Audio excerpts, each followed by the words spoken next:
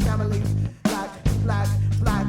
Turn Brother Julian up. That bass got a hit. Turn it up. Turn that shit up. Black family up. Black. The black family is the strongest institution in the world. The black family is the strongest institution in the world.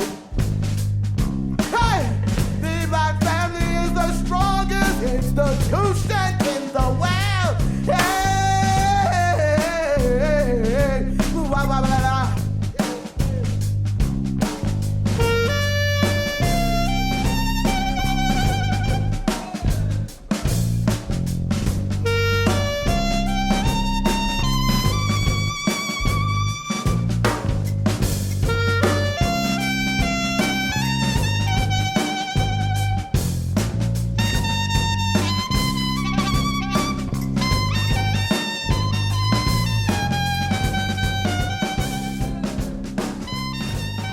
Welcome to the inaugural episode of a new podcast called Outernational.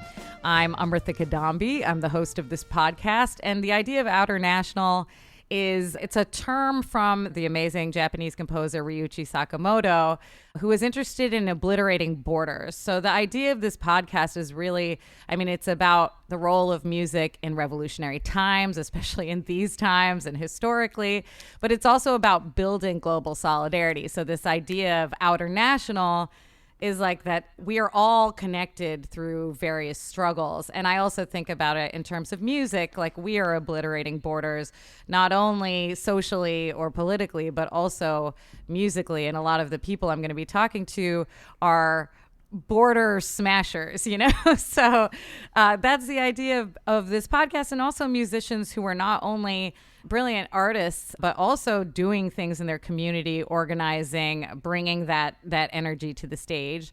And I'm here today. I'm at Pioneer Works in Red Hook, Brooklyn, with the honorable and fierce Angel Bat Dawid, a musician who I've very much long admired. Are you in Chicago right now, Angel? I am. I'm right here in Chicago in my studio. Amazing. And Angel, if you don't know Angel, you need to know Angel. Angel is a composer, improviser, clarinetist, pianist, electronic musician, synthesizer player, vocalist, bandleader, organizer, educator. I don't know. What did I leave out?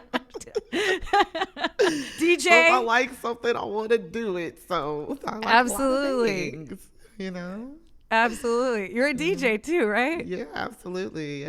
What's your DJ name?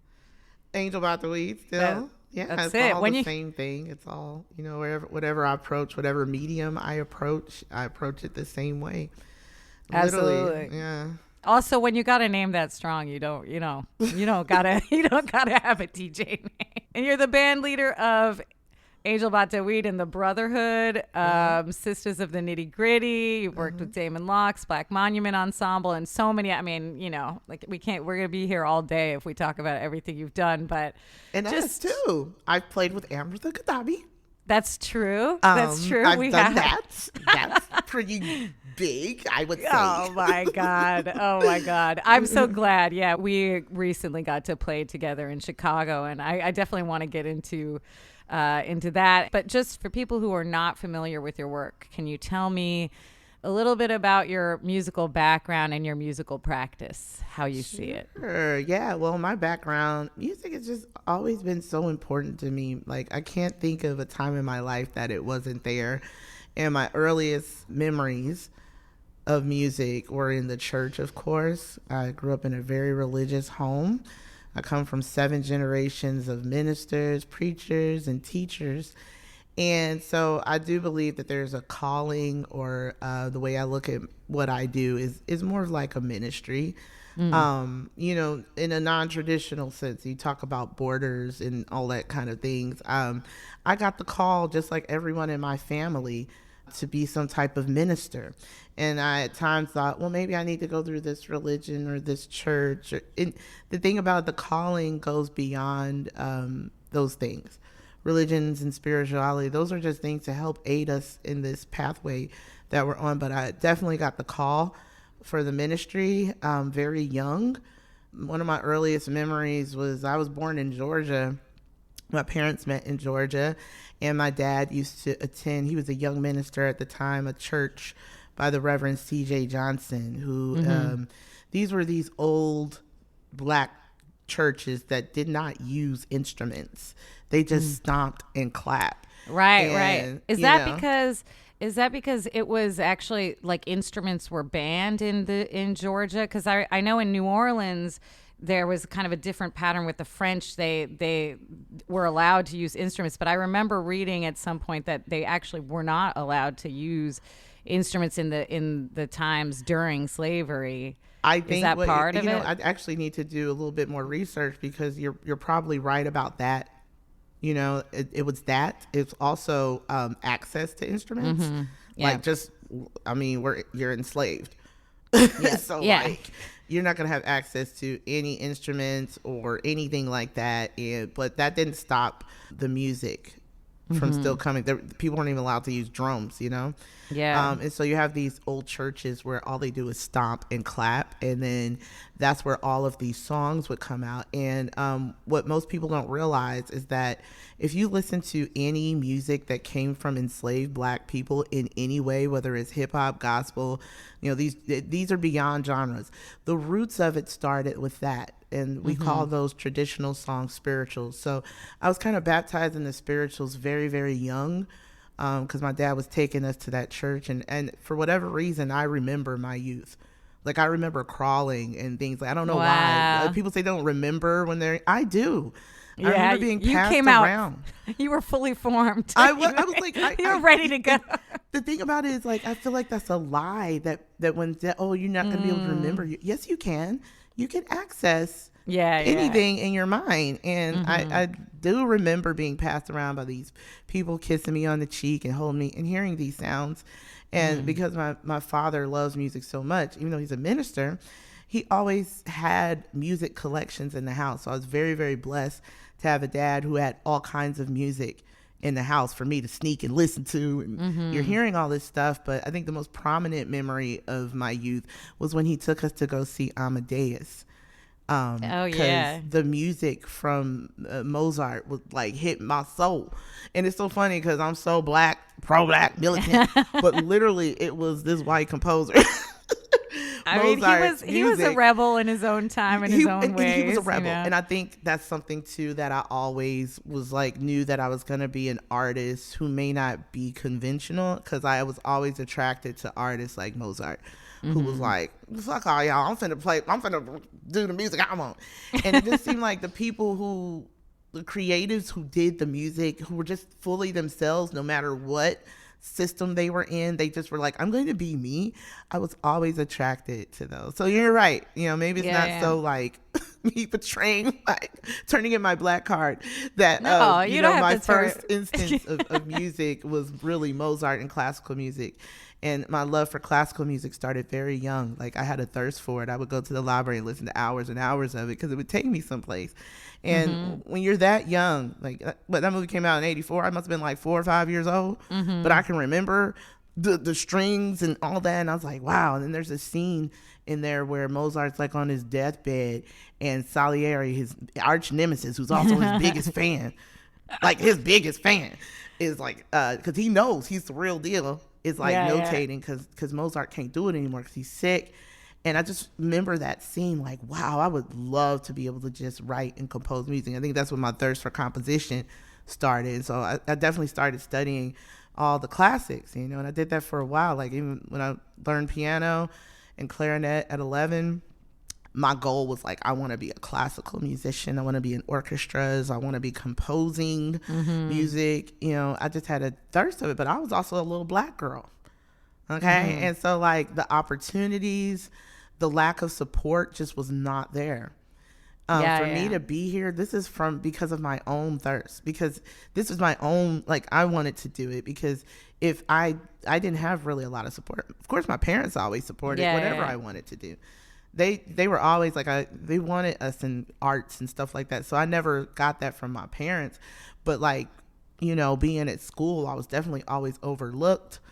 No one paid any attention to me. That's why it's kind of crazy right now getting all this kind of, garnishing all this attention, because most of my musical career, I was like, I had friends who didn't even know I played music. They're like, "Wait, Angel, you're a musician?" I'm like, "Yeah." That's wild to me. You didn't see this piano in my? Y'all Y'all thought I was just fucking around in my house. I have a whole studio in my house. It's like no one believed me. But I almost think it was a great protection, because I got to live a normal life. I think it's important as creators that you live a normal life first before you go and try to do this music. Like, know what it's like to work a 9 to 5 that you hate, that you clock in hours and vacation days.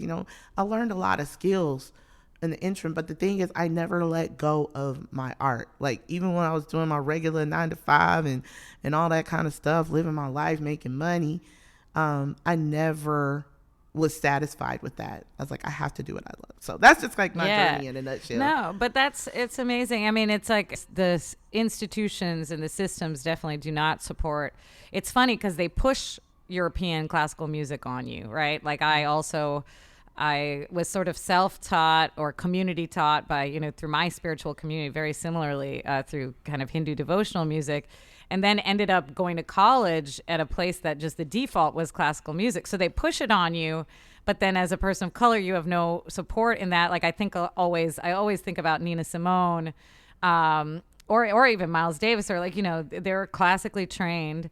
And of course, in Nina Simone's case, she's a classically trained pianist. And of course, they kind of push her to sing and push her away from classical music. But then she finds her own way to bring that into her work. And I'm kind of curious, like, how did you get then from there to improvisation? And like, was there a kind of a social pressure? And how did you integrate all of that into your practice? Yeah, I mean, that's such a good question, and you covered a lot of stuff, and I'm glad you brought up Nina Simone, because they do that to her. They always make her like this mother goddess figure, and she wasn't that. Like when I see Nina on stage, I see a person who does not give a flying fuck. Absolutely. Like she's like, look, revolutionary. I'm gonna get up on this stage and do whatever the fuck I want. And honestly, she gave me a lot of permission to be that way.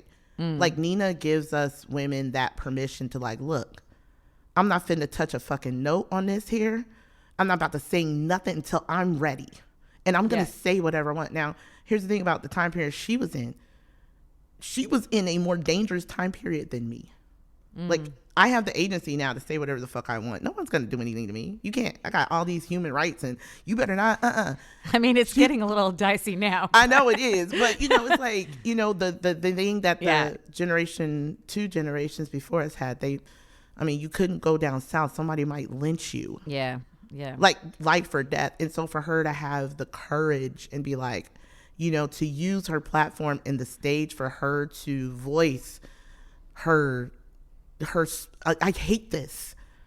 And she knew that channeling it through her art was the only way to survive living in it. Yeah. And that's what Nina does for me. And that's whenever I go on stage and I feel that I have permission to do that for her. And she wants us to do that.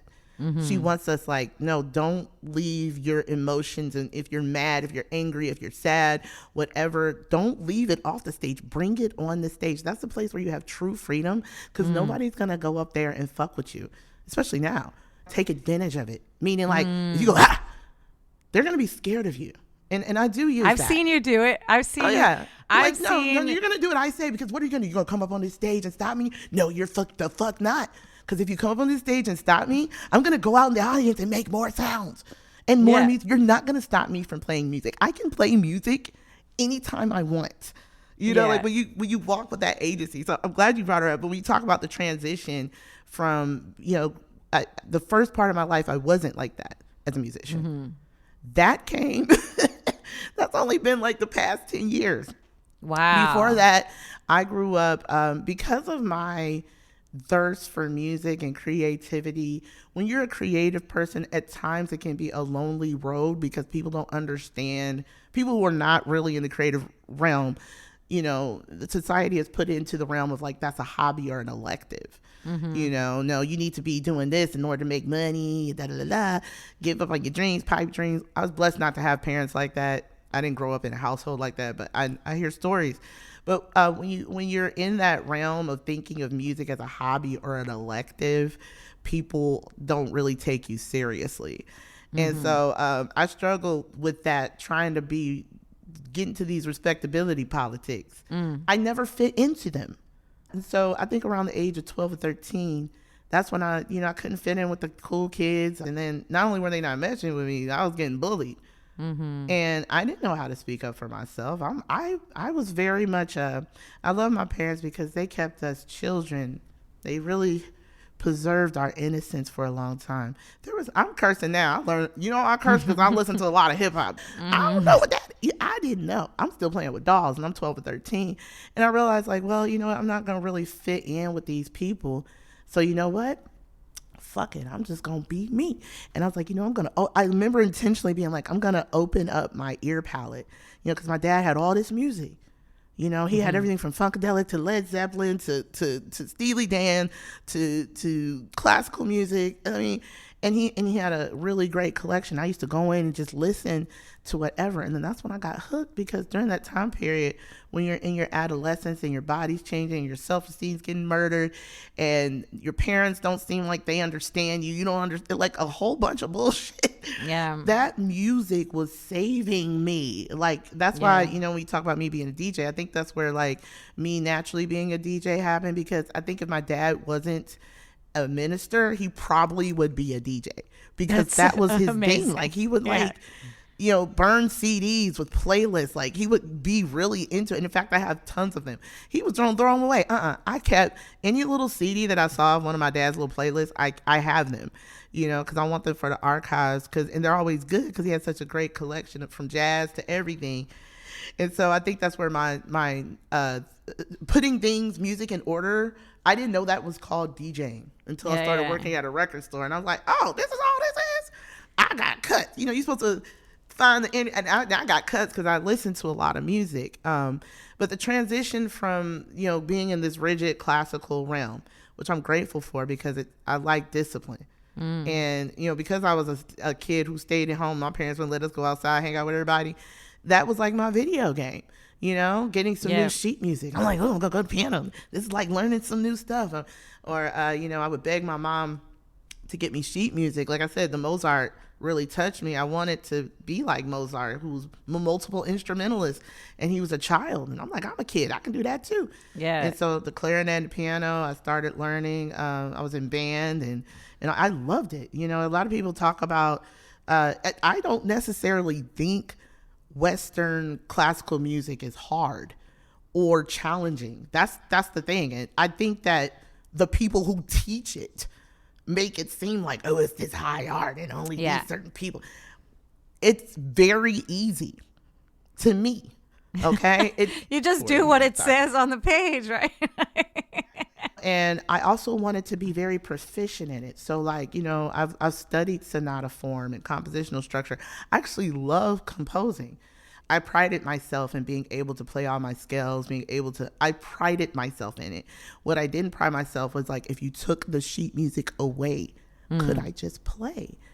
My ear, I thought, well, maybe that's just a natural gift. And like, no, the first thing that everybody can play by ear. That's what aids you into reading music, And so I didn't get into that until about 2014, which was the year that I jumped off the cliff to be a full-time musician. I gave myself 1 year. I had some savings from a 401k, the bullshit job I had. I was like, you know what? I'm going to live off this savings for a year. If this doesn't work, I'll just get a job, because that's one thing I do know how to do. I know how to get a job. Like, I know how to get a regular fucking job. That's easy. Yeah, some people do not. Yeah, you got to know how to. Actually, I learned how to do it. That's what I'm saying. Everything I do wasn't some kind of natural gift. No, I actually taught myself. Like, I rigidly, like, I haven't been unemployed only for a few times in my life.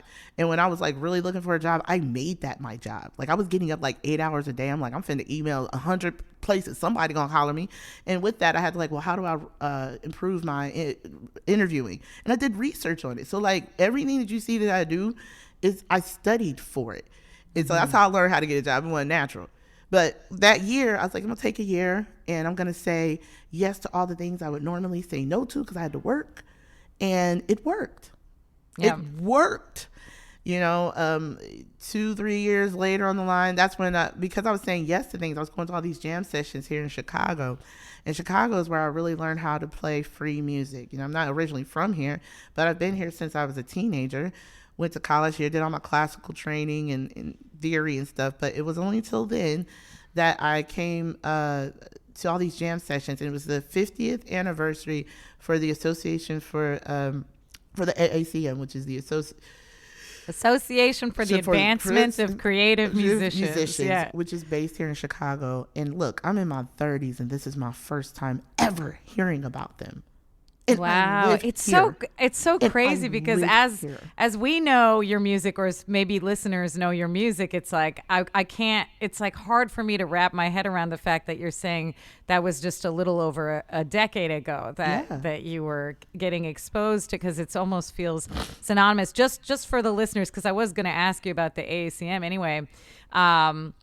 If you don't know who the AACM was, they were a collective of composers, performers, improvisers. That's all hyphenated because they all kind of did everything, right? They were Black. They placed a high priority on original music, and they were what for me was so interesting. And they were sort of also for me like a touchstone moment. I think I probably was more exposed to them maybe like when I started grad school, like somewhere around 2009. I knew about Anthony Braxton, but I didn't know about their philosophy, and I read George Lewis's book.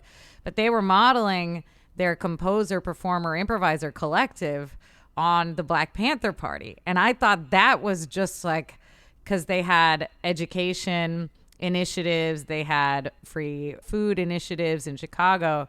So yeah, I think they're such an interesting, not just musical group, but so like philosophy of being. And this is a question, this is all related, that I'm kind of asking everybody, is sort of what radicalized you? Was there a moment that just like shaped your worldview differently, that suddenly you're like, oh, yeah, like shit, this is actually the path, or this is what music can do, or how you see the world? But maybe these things are related. Thank you for giving that context, because they're such a very important organization to me and for me, and what it brought to me musically is, oh goodness, I can't even, thank them enough for just existing, because it was George Lewis' book, Power Stronger Than Itself.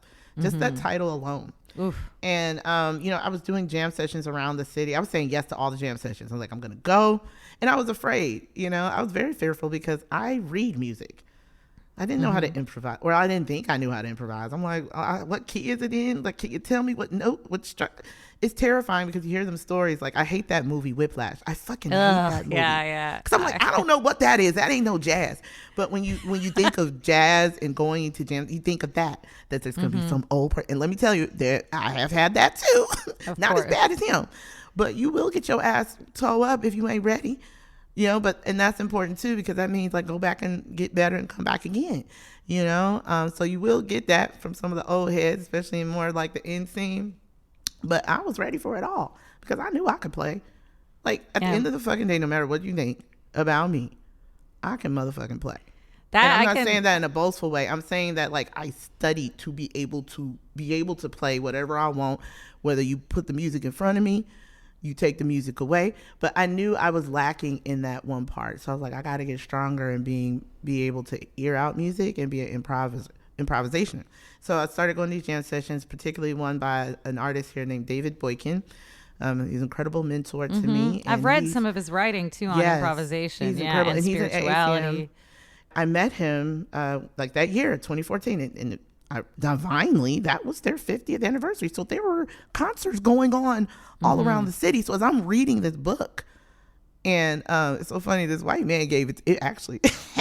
The story is he let me borrow it, and after I read it, I was like, I'm not giving you this shit back. I'm taking this. You don't need this in your library. I own this now.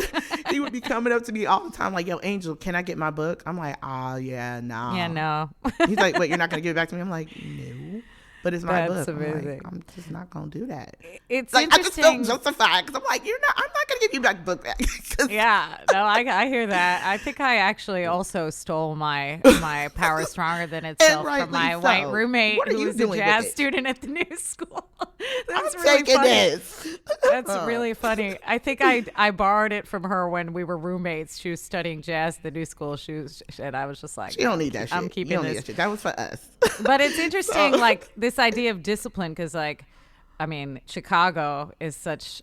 Sun Ra talked a lot about discipline. Sun Ra too. Like Sun Ra was probably maybe the first time I actually really saw improvised music, but didn't know that it was because my dad had Sun Ra and Pharaoh Sanders and all those deep jazz, spiritual, quote unquote, spiritual jazz musicians in his collection. And I saw Space as a Place when I was 12 or 13. My dad also loves movies and films. So that was the crux of our family time was music and films. And he showed us Space as a Place. And we were like, I was just like, what are they doing? Never seen. So I think my first bite of there's this other music that they're not, what are they doing? It just seems so complicated and so more advanced than anything I was doing. That's what I'm saying. Written music and Western music, let's stop thinking that it's more advanced than improvised. No. It's child's play. That's like reading Dr. Seuss. And that's colonialism, improvised right? music is you get we in the dissertations now. In the treatises, But it's funny because that's the ideology of colonialism and white supremacy, because even classical music, improvisation was a huge part of the classical, Mozart improvised, Beethoven improvised until 1800. And it's really at the height of colonialism and capitalism because of publishing that they start to codify it. There we go. Keyword, when the money starts coming. Exactly. That's when everything starts getting funny. Give a man money, watch him act funny. Right. And so it's interesting, that ideology of this is a primitive or not advanced and this European form is advanced. I think Sun Ra, it's talking about discipline. He was somebody who advocated for discipline. I also think about even the Black Panthers and the AACM. It's this idea of self-determination. You are going to organize in your community to learn, to educate yourself. They were reading Marx and Lenin and Mao and doing all, they were educating themselves. This music is accompanied with all of that. Yeah. When you talk about my DJ experience, that was working at a record store on the south side of Chicago.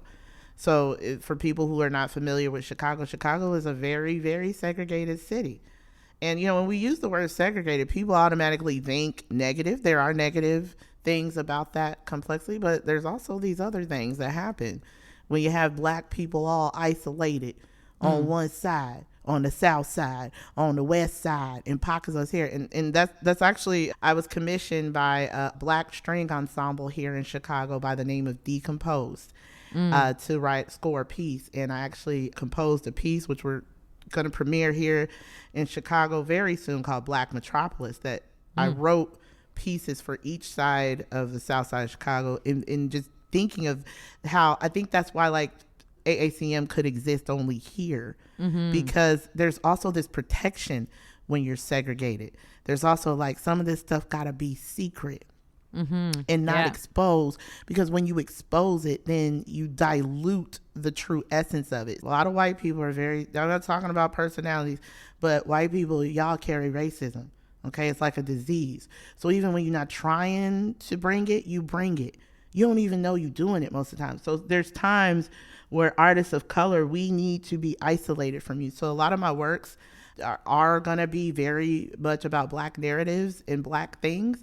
And I won't be including you in that. If you are included, I got a commission for a festival coming up with a wind ensemble, and it's multicultural and there's white people. So I'm like, well, what do I do with my stance of I don't really want a lot of white people playing my music, especially if I'm doing narratives of Black consciousness and y'all are going to secretly be bringing your racism. You don't even know you're bringing it. Your ancestors gave it to you. Racism doesn't belong to any other race but Europeans. That's y'all shit. That's your shit to figure out, not us to figure out how you can fix it. I don't know how to fix it. But what I do know what to do is say, hey, your racism is making me uncomfortable. I can say that. And that's something that I admire so much about what you're doing. It's like you're very clear about what you want for your art, and you're going to be specific about that. You're like, I don't care if your feelings are hurt. And it's like you're saying, it's like Toni Morrison, I think, said that about racism. Like, it's just as harmful to the oppressor. It's just as harmful to white people if they can think of it that way. It's a disease, and it's not good for the person who is harboring that white supremacy deep inside them either. You know, it's really ancestral. Yeah, you know what I mean? Like, in the same way, our trauma. Has to be, there's gonna be times, because this situation is very messy, toxic, and old. There are going to be times that you're going to trigger something in me. I'm going to feel something from you, and you don't even know you're doing it. Okay. Yeah. And then when I'm like triggered and I'll be like, look, I don't want to be around you, you're going to take it personally, which then it makes it all about you again. And then I have to clean your tears and all. All I know right now to do is that if I'm uncomfortable, I have the right to say it. And I have an uncomfortability of white people and not all BIPOC people though, we BIPOC. I know you're in it, but we cool because we know what it's like to be in the realm of Western civilization. If you're non-black, Asian, whatever. Although I have to say on behalf of some of my people who I've found, people of color can absolutely have internalized white supremacy, and I've seen it in the South Asian community. And you know what? We got to work on anti-blackness too. But this actually it leads me to another kind of question, because we do think a lot about identity. Identity is so super important, but I'm kind of more interested in how has your identity either been a point of tension in your work as a musician or as an organizer or as an educator, but also a place of joy and liberation. Like, how does it manifest in your career or in musical spaces or institutions? I know that's a big question. I mean, the thing is, there's no separation. It's always there. You know, people think that like, oh, I'm just bringing it up now. No, it's running right now as we speak. Yeah. The older I get, the longer I live, oppression ain't really the word. It's more like uncomfortable. Like, I don't like it here. I'm trying to just live my life and not have to think about stuff, but like, it's in everything. It's like you live in shit all day. And just because we got used to the smell, it's still shit. And so there's a constant, like, gotta rinse my mind all the time, every day, of white supremacy, of things like that. That's what I'm interested in, is centering Black feelings, centering my perspective in this art. So when I'm a musician and a creative, and I prided myself as a child. I was a child who had friends of every race, and I prided myself with that. I loved it. I was like, I got Indian friend, I got Asian friend, I got Black friend. I prided. In fact, one time, a new school I was at, there was these two Vietnamese girls, and there was a time in my life where like nobody was trying to be my friend. I was ostracized and I was lonely. And I would sit at the table with these two Vietnamese girls, and they didn't even speak English. And I would just sit there, eat lunch with them, and pretend like I was their friends. And I just felt in my spirit, they'd be like, why is this girl sitting there? I know that's what they were thinking, but I didn't care. And I did that all year because I was so interested in different cultures. In fact, I lived overseas for 4 years in my youth. That's what really opened. I was curious about that. Was that in Kenya? I lived in Kenya for 4 years. My parents were missionaries. And you want to talk about like the dynamic of that. Okay. So my parents are Southern Baptist missionaries sent to Africa to convert Africans to Christianity. Wow. And there were Southern Baptist people who are racist to them. Oh my God. They're racist to my parents. Wow. The dynamic of just hearing the frustration of my dad being a minister with Southern Baptists, and they're treating my mom and dad like shit. That's where I learned early on that, white people carry racism. They just carry it with them. Yeah, stop y'all being all ashamed of it. It's not your fault. You want to talk about a system that's been around for a very long time, and it's so ingrained in you that you can't even see it. But guess what? I'm here to tell you when it happens. Yeah. I don't care how you respond, but when a black person or anybody tells you, hey, I don't like the way what's going on for whatever reason, you need to be like, you know what? I probably did that shit because I'm caught up in this too. When we played at Constellation in Chicago last year, I remember you played before my band and you kind of set the tone, I felt, for the whole evening. But you were giving it to the audience. It was quite a white audience, and which is, uncomfortable. You know what I mean? I feel like it's like uncomfortable. Okay. There's an essay by Langston Hughes that I love. If you can look it up, it's called When the Negro Was in Vogue. I love Langston Hughes because, once again, these elders and these ancestors, they were saying this shit in a harder time than me. Okay? And he's writing very frankly about how uncomfortable he felt with white people coming down to Harlem to hear this new exciting sound coming from the little Negroes. And he said they would come down there and they would just stare at them. You know, and that's how it be feeling, like you just looking at me, staring at me, like you want to see me do this thing that you're fascinated, and you're just looking at us. It's almost like you want to eat us or consume us. Yeah. You don't know that you're doing that, and I don't know how to tell you. I don't know what to tell you, but when y'all do that, I don't like it. So does that mean that you can't come and enjoy and admire black people's music? Because I know you're coming out there out of admiration, but there's also this energy that I'm like, go away. Like, stop looking at me like I'm doing something so odd and peculiar and I don't understand it. And then you try to write about it. Stop trying to write about jazz. In fact, I had a young man, bless his heart. He's a young scholar from Miami University, and he's writing a book on jazz. Another white boy trying to write about jazz, and he ain't never been to a black church. That's the fucking shit that heal me. You want to write about jazz, you want to talk about it, you want to talk about all this stuff, but you don't even want to be spiritual. This music is tied to a culture and it's tied to a spirituality. And so, yeah, sometimes you're going to come in and I'm like not going to be liking it. You know, you want to write about jazz. Not telling right now, I don't approve of your book. Okay? Write this down in your book. That there is a musician who says, I don't approve of this. No. Because please write this down so that at least they know there's some musicians who don't like this. But I think that's powerful that you're doing that. And this is something for me that, like, improvisation is also about having agency, right? It's about having your voice and expressing yourself and putting yourself forward. And it's like, it doesn't always work, you know, or like there can be discomfort, right? When you're saying something like this to a wide audience, I also like have this experience. I do it in a more like maybe teachery way. I talked to a bunch of Belgians about, you know, we were in Ghent and I was like, wow, your city is so beautiful. You know, it's so wealthy and beautiful. And exactly. From it.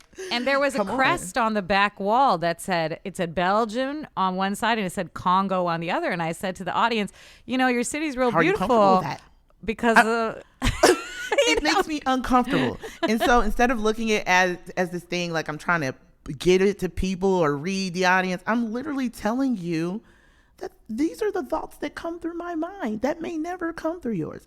And I'm not saying it for you to change. You can continue on, because guess what? You are going to continue on. You're going to get up the next day, dang, Angel said the truth. She was so right about that. But what can you do about it? You can't do anything. Okay? Because the powers that be are old white men. Now, let me tell you what we need to do, okay? Yes. Let me tell you what we need to do. All these old white motherfuckers who run the world right now, keyword, they're fucking old. Y'all just sit back. They're going to die one day, okay?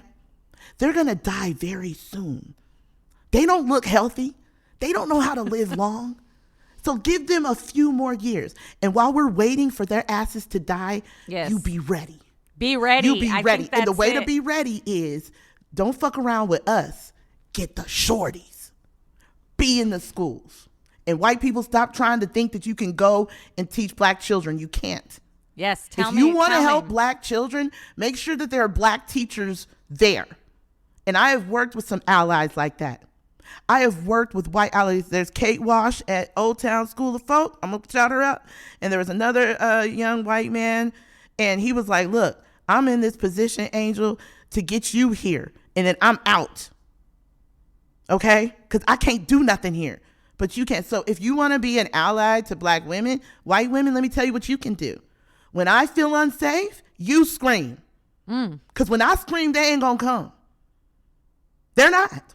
That's so if they see a little white girl screaming, that's how you use your privilege. Okay? Yes. That's how you use it. This is the only way if we want to work together, this is what we're going to have to do. When you see a black family, that's why I have my song Black. This is one you play on the show, is Black Family.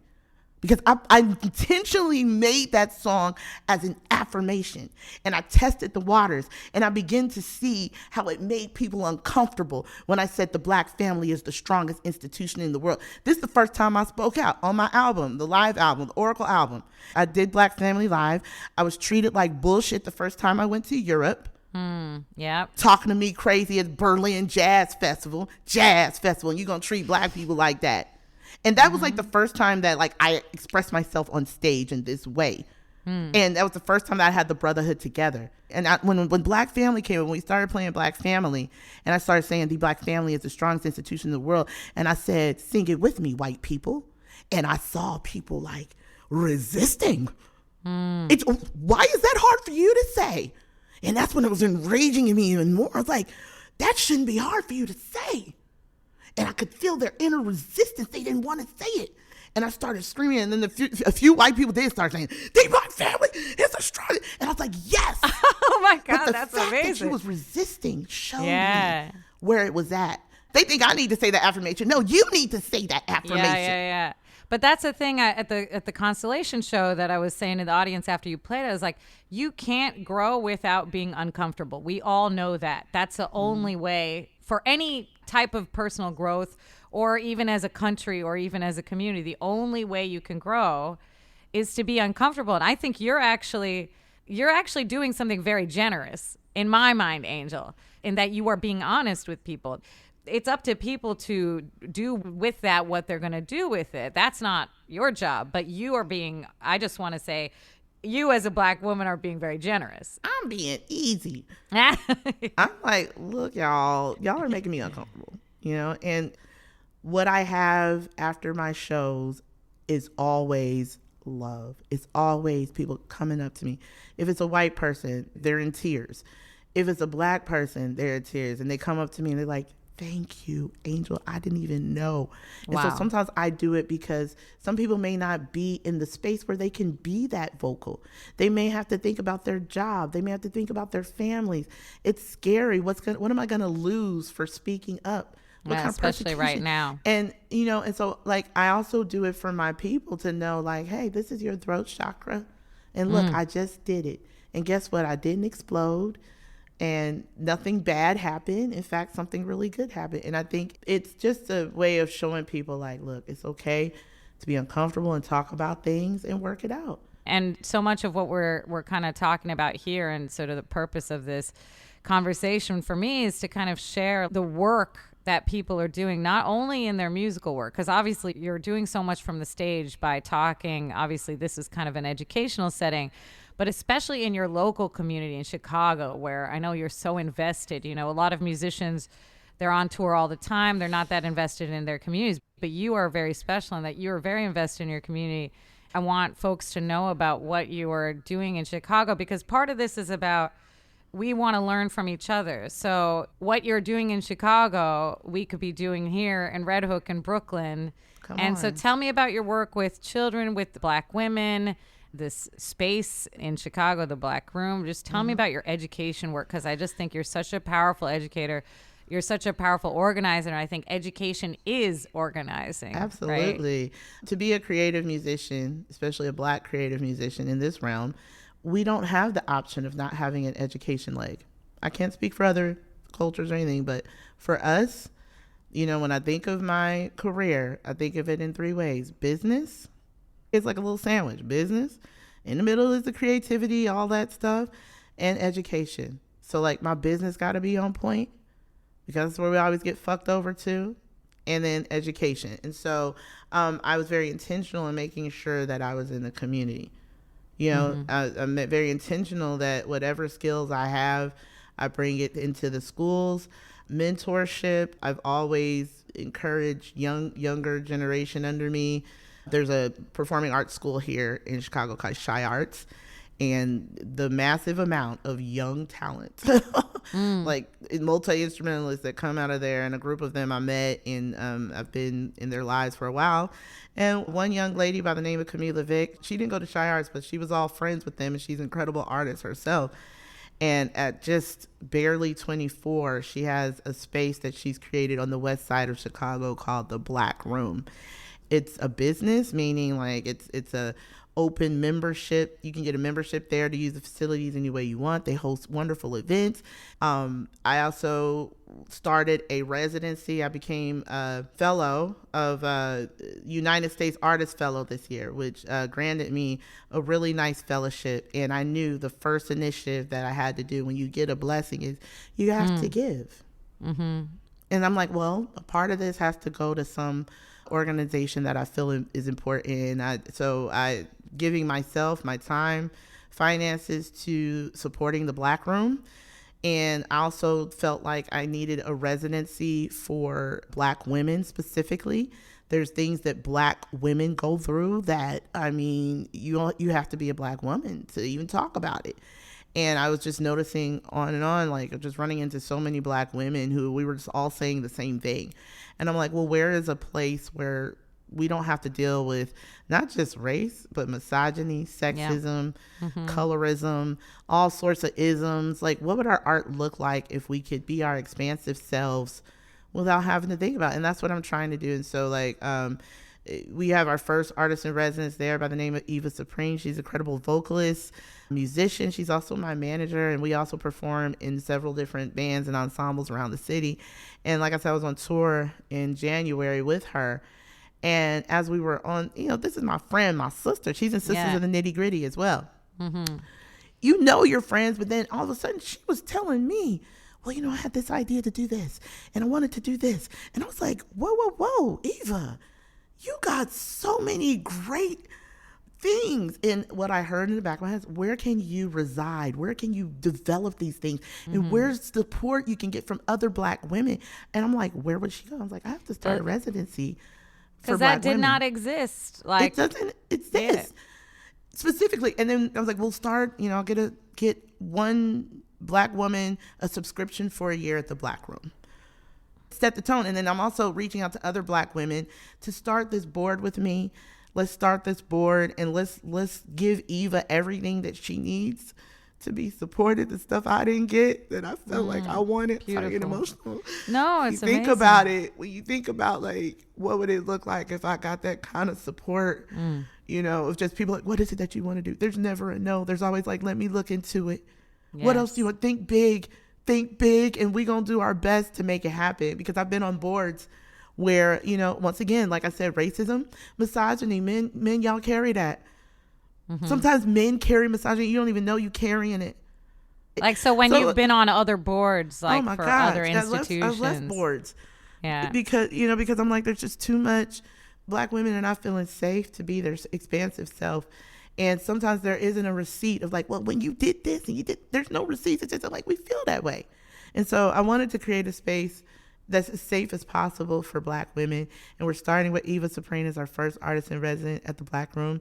You guys can go to theblackroom.org and please support them. You can make donations there. And we'll also be announcing the residency. And because what the goal is, next year we want to open it up for other Black women artists. You know how many Black women have like given up on their dreams because, I became a mother, I got to raise my children, which brings me to also work at Simpson's Academy for Young Women, which is a school for teen mothers. And that started with a program with Carnegie Hall called the Lullaby Project. And this was such a beautiful project where they send composers and musicians to teen mothers, and we construct and compose lullabies for their babies. When you talk about that's the beautiful. Most gorgeous program. Wow. And it was so beautiful because these young women go through so much shame, and just giving them space to write songs for their children. And when I did it, we were like, we got to make sure that we're consistent, because that's another thing. I don't want to be just that, well, we did a program, see y'all later. Yeah. That never sits well with me either. I'm like, no, I got to keep coming back. And so we've done a few workshops there a few times a year called the All About Love Project. And that's where we've taken Bell Hooks' book, All About Love. And Lauryn Hill's album, The Miseducation of Lauryn. Let me tell y'all, when you combine those together, oh my God, it just worked. And I don't give credit. I give credit to Jada Amina Harvey, who works at Old Town School of Folk. She came up with that, and we have a cohort that we've been doing it for a while. And let me tell you, I got testimony after testimony of how it's changing these young women's lives. To me, it's like I get two for the price of one. I get two generations. I get the mama and the baby, you know? And so that's another place where I work. And then also I started a few years ago during the pandemic, my Great Black Music class. And that term, Great Black Music, I do get that from the AACM. Yeah. You know, and I want to clarify Art too. Ensemble, I rep Chicago. AACM, but I want to let you know I'm not in AACM. I just want to be clear because I don't want nobody coming back saying Angel Bat saying she. I'm not. I'm just a admirer, and I can't tell my story without talking about how inspirational they are. And I know a lot of AACM members. Yeah, and same. But I just wanted to clarify that. So the Great Black Music, that was always my definition of what comes out of us, because I don't believe in these genres. I don't believe it's called gospel or jazz or whatever you want to call it. It's called Great Black Music. What does that mean? Well, it's music coming out of a Black person. It's always going to be great. Okay, that's my definition. I don't know if that's ACM's, but that's mine. And so I started this Great Black Music Initiative because during the pandemic, through Old Town, they also have another program called Music Moves that's ran by Arif Smith. He's a great organizer in the city. He's also in Black Monument Ensemble with me. And I was like, Arif, I need to be in the community. He's like, say less. And when he said that, he meant what he said, because there's so much work. He always calling me, Angel, we got this, da, da, da. And during the pandemic, they were working with JTDC, which is Juvenile Detention Center here, with young incarcerated young men. And they's like, we want to do a music Zoom class. I'm like, how is this gonna work? They got on masks. Oh my you God, know, yeah. but it was it was hard, not because of them, but just, you know, to be in that and then to see them. It pretty much just became like a music lecture series. And I started just showing them past, present, future of what Black music looks like. And we started with the present. The first one was like, who are the Black composers of today? And they were like, I'm like, it's Little Durk, it's G Herbo. These are our current Black music composers. Now, whether you agree with what the nature of some of their music is and all the gang stuff, I'm not talking about that. I'm talking about these are Black composers. And so what I did was I was like, well, you need to go a little deeper, because I can't play all that stuff in class, and do some research. And so I was able to find out things about Lil Baby and G Herbo and some of them, and find lyrics in their songs that I could play that were empowering. And also I wanted them to know the reason why some of them are blessed financially is because they give. Like, people don't know that Lil Baby, I don't think he even graduated from this high school, like donated thousands of dollars to his old high school.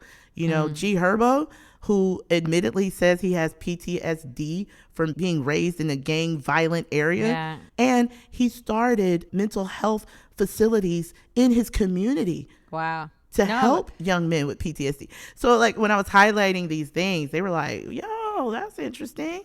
And then also show them the power of their music of today. I showed them videos of Japanese artists doing trap music, Polish artists doing, I was like, look at that. It's global. They want to be you. It's global, and like, people resonate with that, with the message of the music, like with, you know, people, Black music is global. It's global and it's lucrative. It makes a lot of money, except the people who making it ain't making the money. You know? Right. But what I did find with the students, and even the warden, she was on some bullshit. What I did find, because we're talking about present music, then we started talking about Afrofuturism. I don't really like that word, but we talked about AI and all of that. They love that. But here's where I was finding it interesting. When I started talking about the past, Miss Lady, we love you and everything, but this is boring. Wow, that's, that. And I know why, though, because who wants to hear, you're incarcerated and I got to sit up here and talk about slavery with you. Right. Yeah, but the roots of this music, I can't ignore it. And so, like, that's also another thing. How do I be sensitive enough to know that, like, everything that comes from us ain't oppression? You know, you know, I have to teach it. And then even the warden, she's like, all the other stuff, he was cool. She actually had I was like, Miss Lady, look, I don't care if these boys are bored or not. Let me tell you where are they going to go? I'm the teacher. And I told him that. Like, I was like, you can go to sleep. You can do whatever you want, but you finna hear this because where are you going to go? You're locked up. So whatever I'm pouring out, you're going to have to sit and listen to it. But done. I don't care. You ain't got to be attentive. And you're connecting the dots, but I'm right? finna do this. From the ancient to the future, right? That's the second part of the great of the art ensemble, ancient Great Black Music, from the ancient to the future. And so we need to trying work to connect on the dots. that, like being able to teach that ancient part in a way that doesn't depress them already, because they're already going through too much. And we want to hear how we have victory. We want to hear how we overcome. We don't want to hear how like motherfuckers were just lynching our ancestors. Sometimes I don't want to hear about it, but it's like such a necessary ingredient to that. So there's that. But then the class started with that. And then once the pandemic hit, Arif was like, let's try it in some after school programs. And so I work at a place called Imagine Inglewood If, which is a beautiful, peaceful place in Inglewood. Now, when you hear Chirac and bang, bang, shoot 'em up, Inglewood is tied to that narrative, unfortunately. Okay. But what they don't know is that with all of that going on, there's this beautiful places all over the South Side that are safe for children. So I've been developing the course there, and the course isn't just to be in the community. It's also my research, because eventually one of my goals is to have my own music school that is specifically catered to Black children. No offense, white children. I will teach you, but I probably won't. Like unless I know your mama or daddy, like Angel. But because the thing is, white children, you're going to be okay. All right. You're going to be all right without Miss Angel's teaching. You're going to get opportunities. You're probably going to live, not saying everybody, I'm generalizing, but you're probably going to live in a neighborhood that can afford for your school to have a band, that can afford your school. I lived in those type of neighborhoods. I'm where I'm at because I had band at school, Public orchestra, school, chorus. I had opportunities because I lived in the too. South. Okay. But when we talk about the inner city here, they close schools. Yeah. There's just empty school buildings with full Chicago, band so rooms tough. and everything. And most of the schools don't have full band programs. So as me, I'm going to put Black children first. My grandmother did it. She was superintendent of the school board in Louisville, Kentucky. This thing comes from my lineage. I'm for Black kids first. And what I feel is there needs to be a need for Black children pedagogical practices.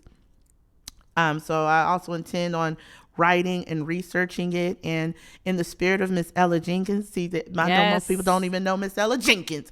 Rest in peace. She just passed away last year at 100 years old. Yep. And the thing about it, what I did at Imagine Inglewood because I knew her 100th birthday was coming, we made our summer camp all about her. And let me tell you, I don't care how old these songs are, children still love them. Yeah. People think inner city kids just want to hear it. No, they're children. If I play Mary Had a Little Lamb, they're going to be like, you don't have to make it like that. And I was doing it with teenagers. They love Miss Ella Jenkins' music still. It's timeless. And so we learned a bunch of her songs. We even did a performance about her. And I'm so glad we did it while she was alive, because little did we know she would pass away. Wow. But in the spirit of Miss Ella Jenkins, how she really worked on like a very important pedagogical Black practices, like call and response. That's how you teach anything. Call and response, and that's very Black and cultural. I can teach children the blues without saying, well, the blues means you're sad. See, that's the kind of fucked up shit that they be doing. I'm like, the blues is never meant sad. Can it be sad? No, the blues is emotional. Expression, exactly. It's expression and emotional. Yeah. Okay? Emotions can go from this to that to that. But like, if you a white person, well, this is the blues scale. I don't show them the blues scale. I sing it, and then they sing it back, and then you know it. That's it. Yep. And if you want to put an instrument and hear it out, and then I'm going to show you the notes, what it look like on the page. So this type of approach, I'm trying to craft a more a pedagogical book, also craft more children's songs, also want to work on a children's show, because I have so many parents Black parents who are struggling to find educational resources, music resources for their children that's not problematic. Okay? Yeah. They want, where's the Sesame Street of the day? So, I mean, these are the things that I love performing. I love composing. I love touring. It's fun. But those things that I just said are not sustainable for an independent Black artist. It's not. Right. But education is. And even it's not necessarily like the bag. It's the bag for fulfillment for me. Mm-hmm. Because at the end of the day, when I'm sitting there and I got one of my little babies on my lap and we're singing a song to help them learn how to get through their anxiety, I'm like, how you doing today? And we learn some little thing, and then I go home and I lay in my bed, I feel satisfied and fulfilled. You know what I mean? Yeah, it's not satisfied. It's not just a hustle for you. It's purpose. And it's an investment in your community. That is where my blessing is. Yes. You know, like all the other stuff ain't gonna be blessed if I don't give back to my community in some way on all levels.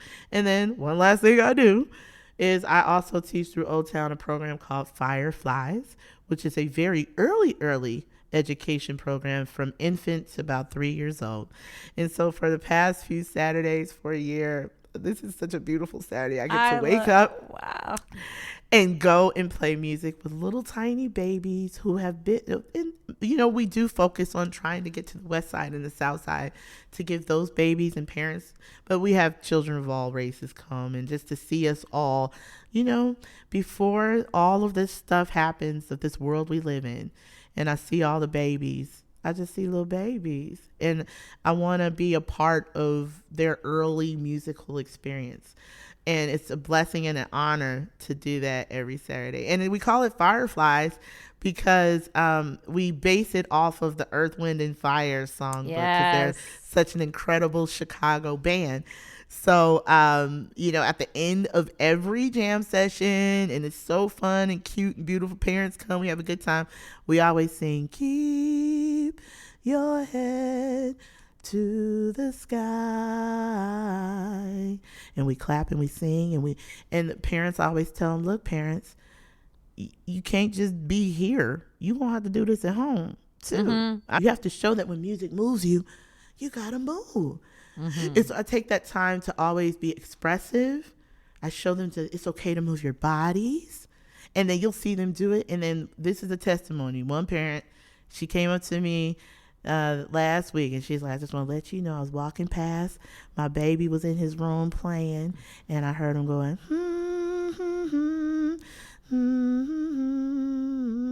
wow. And I was like, that's the satisfaction. Like, come on now, I don't care about no fucking Grammy, I don't care. Thank y'all. Yeah. Listen, thank you all for all the support, and thank you for like putting me on. That's lovely, but ain't nothing like that. And that's not liberation, right? That's like, right. These are these kind of markers of success in capitalism. But what you're doing is liberatory. It's investing in the community, not just with money, but with time, with your wisdom, with the wisdom that you got from your elders. Ella Jenkins was not just an educator, right? She was not just a musician. She was an organizer. Activist. She was an activist. And for me, this is really what I'm feeling like. In this time, it's very dark. It feels very dark, but it's been dark, right? Like we talk about fascism. It's like, guess what? Slavery was fascism. Jim Crow was fascism. All of that was fascism. You know, Breonna Taylor, no-knock warrant getting shot in her bed is fascism. It's not new in America, right? And it didn't go away.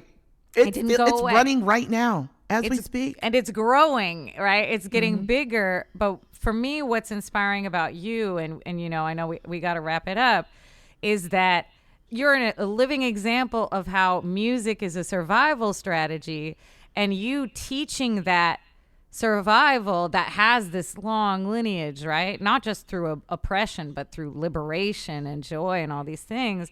You're teaching children, young adults, your audience, you know, your listeners, how to survive in this really radical way. And that's why, to me, it's like, I feel very similar about being an educator, an organizer, an activist, a musician. They're not separate. They're not separate. No. They all go hand in hand. And, you know, I keep on bringing up these words, fulfillment, yes, sustainability. And those have to be the two things running. What sustains you, and are you fulfilled? Figuring that out. And that can look like all sorts of different things. Fulfillment could be, you know what? Me being on a canoe for 2 years in the middle of Tanzania would be fulfilling for me right now. If it's that, then you need to start thinking about making that your goal. I'm going to talk about exorcism real quick, okay? In my world, exorcism means, or in the ancient worlds, they believed that spirits would come and embody other people, okay? They would come in there and they would call, now we call a lot of that stuff, they called it that. We call it mental illness, schizophrenia. We call it all these kind of things today. But what the ancients called it was like demons, you know? But I'm going to call it unclean spirits, all right? We ain't got time for no unclean spirits, okay? I don't. So when you interact with my music, I'm like fucking Lysol, all right? I'm like fucking Fabuloso. We're not doing that. Get out of here. And I'd be like, in Jesus' name, in Yeshua's name. Because it's the name above all names. Motherfucking unclean spirits are scared of that name. Because it's the conviction. It's not necessarily the name. It's the conviction of people who believe in that name. And your intention. It's their conviction that, like, when I say this, you flee. Demons flee at that. Spirits flee. And so that means a daily dosage of spiritual renewal that you have to do in your life. I'm not speaking about religions here. I'm talking about, like, just like you shower, you eat your body, you have to shower every day your mind, especially from white supremacy and any fascist movement. You're going to have to take a shower every day. You can't live in this and not have you reading some book that's elevating your consciousness, or you praying. Praying can be a religious act, but it's not religious. Prayer is a human thing, and it's definitely a black thing. We was praying before there was Christianity, Buddhism, anything. Black people always been praying. Yep. Okay? And all that means is you come and you center yourself and you're like, you know what? I prayed before this podcast. I said, I prayed that this would go well. I prayed for Amrita today. I held her in my space. You know? And when you hold people in your space, guess what? They're going to tell you what they need prayer for. Okay? They'll tell you. This is incredible. I like one of my last things that I'm going to ask a lot of folks on this podcast. This is, you know, how do we move into the future with hope? And that's the thing you're saying. It's a practice. Like I was on a panel with somebody and they said, you know, we can't just keep talking about collective liberation if we can't actually imagine it, if we can't actually picture it. Like let's please imagine something else. Yeah. I'm tired of this imagination. We have to be able to picture, and we have to practice that. That means you have to, like, you know, prayer is a manifestation of that. It's like you're imagining. It's a practice of, like, you're holding space for something, for a vision, and you're putting all your energy and intention towards that. And I think that is the practice. You can do it alone. Like you're saying, you can do it one-to-one, like holding that with other people. You can do that in your community, and that reverberates out and out and out. And that's, you know, like you're talking about smelly ass, like fascism is smelly ass. It you know, stinks. Capitalism, We're not doing patriarchy, it. Take a shower. Smelly ass. You know? You're not going to phase us anymore. And I think that's because I was thinking, like, well, how do we move now? You know, our ancestors did the protesting. That shit worked for back then. Right. That don't work no more, y'all. Protesting ain't, no. Here's the thing. Because I read the Bible, I can only quote from the spiritual text that I know. And they say we do not wrestle against flesh and blood. We wrestle against spirits in high places, okay? It ain't Donald Trump you looking at, right? If you don't like that fascist motherfucker. You looking at the spirit that's upon him. We're not fucking with it, okay? Get out of here. We're not doing it. Get up out of here, okay? These spirits hop on humans, okay? And if somebody's unaware, or if they're just in pure evil all the motherfucking time, and they've gotten by on evil, it's not going to work over here. Jesus was the ultimate revolutionary. Yep. They killed him. Palestinian socialist, basically. Listen, the Bible is a book. The Bible is a book for people who are oppressed. If you're not oppressed and you cool in this world, you don't need it. That is a book for oppressed people. That's why black folk gravitated to it, because we know what slavery's like. But they, you know, but they're trying to twist it around. They use it to oppress people too. Well, I'll put it this way: the Bible is not personal. An evil person can put their hands on it, and a good person, right. Anyone can use it. Anyone can, and that's where it gets fucked up, because it's not personal. Anyone can use that book any way you want. You can use it to harm people or heal people. Now, I'll tell you this: if you use it to harm people, woe to you. Woe to you. Woe to you. I'm scared for you. But if you use it for good, oh my goodness, you're looking at a blessed person right now. I'm blessed. I was going to say. I'm blessed, y'all. I was going to say. Ain't no oppression here. I'm looking at a blessed person. You're looking at a blessed. I'm looking at a blessed person too. Thank you. I like blessing. I don't do it because I want to get blessed, but I do like blessings. I believe the word. It's a blessing to have you here. You have such a fierce and revolutionary spirit. We can all learn from the ways that you're moving through your community and how we can do that in different places. I'm going to be starting to teach a summer program here in Red Hook that our dear mutual friend Jamie Branch, another Chicagoan, another female band leader who passed away in 2022. She started working with the Red Hook Arts Project here in Red Hook, Brooklyn. So I'm trying to take up that mantle. And so just hearing from you about the power of education, of how to, and it's primarily Black children here in Red Hook. You let me know. I'll pull up. And I mean that. No, really. Pull up, Amartha. I've been needing to go up to New York for a minute. Let's do this. Like wherever you need support. You know, just like to just get your pull wisdom. The fuck up and let's do this. You don't have to do this alone. I'm saying that on air right now. let's whatever initiatives you got going on in Red Hook, you be like, Angel, when? And I'll be like, this is the date and I'm coming. Well, thank you so much, Angel. I'm going to take you up on that. Yes. And check out Angel Congratulations Bat Dawid. to you, too, on this wonderful fellowship at Pioneer Works. We're trying to share wisdom. Organization. I'm glad that they're supporting amazing artists like you. Thank you so much, Angel. Yeah. All right. Well, thanks for coming on Outernational, very first guest. And I can't wait to keep talking to you and to see you in New York and have an amazing next meeting in Chicago. Yeah. Right. It's a busy day. Well, thank you again. No. Peace and love. Well, that was my conversation with the absolute force that is Angel Bat Dawid. If you enjoyed that conversation and want to hear more like it, you can subscribe and follow on Substack at Amartha Kadambi under Outernational and on most streaming platforms. I'm going to play you out with Angel Bat Dawid and the Brotherhood's Black Family, which you can find on Bandcamp. Solidarity, and until next time. Black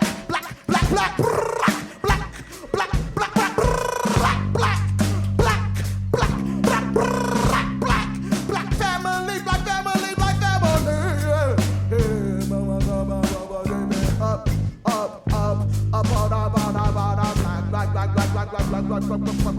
Black family, black. Turn brother Julian up. That bass got a hit. Turn it up. Turn that shit up. Black family up. Black. The black family is the strongest institution in the world. The black family is the strongest institution in the world. Hey! The black family is the strongest institution in the world. Hey!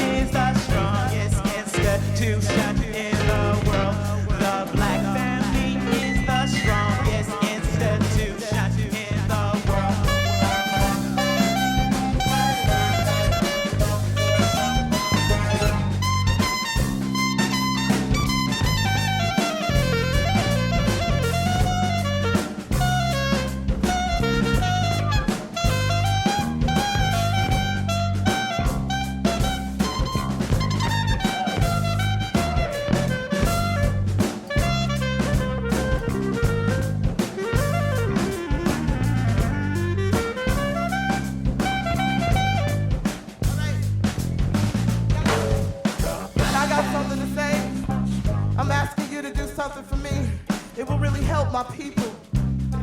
It'll really help my people. It's so simple, y'all. Can you just say with me? The black family is the strongest institution in the world. Please affirm my family, please. The black family is the strongest institution in the world. Please affirm my family. The black family is the strongest institution in the world. When you see a black family say it, the black family is a strong institution. The black family is a strongest. Just say it. The black family is the strongest institution. Please, I'm begging you. Please, you don't want to help me. You don't want to help me. The black family is the strongest institution. You don't want to help me. All you have to say is, the black family. Please, help my people. Help me. The black family is the strongest institution in the world. Thank you. Thank you. Thank you. The black family. Affirm my family. Affirm my family. Affirm my family. It's so easy. My family is the strongest. The black family. Affirm my family. You don't love us. You don't love us. All I'm asking you is to say the black family is the strongest institution in the world. Don't smile at me. Say the black family is the strongest institution in the world. Thank you. We came here on boats. We came over on boats. Thank you. We came over on boats. Thank you. Thank you. We came Thank over you. It on means so boats. much to me. We Thank came you. over Affirm on my boats. family. Affirm We my survived family. 400 years of oppression. Affirm my We family. survived 400 years What of did we do? oppression. We What did we survived do? segregation. What did we do? We survived All you have to say is we strong. We prevailed. We All you have to say is we prevailed. The black family. We The black prevailed. family. We prevailed. Affirm my family. I see you don't want to affirm my. Why do you hate us so much? What did we do? Why you hate us so much?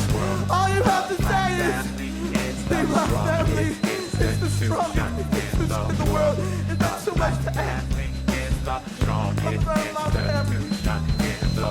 You don't want to affirm my family. And it hurts my soul. What did we do? The black family is the strongest institution in the world. The black family is What's wrong with me? black You don't love me. You don't love my family. black family is the black family. We need you to affirm us. I need you to affirm black people. I need you to uplift us in your heart, in your mind, in your soul. We're human beings. I'm just human. I'm just human. I'm just human.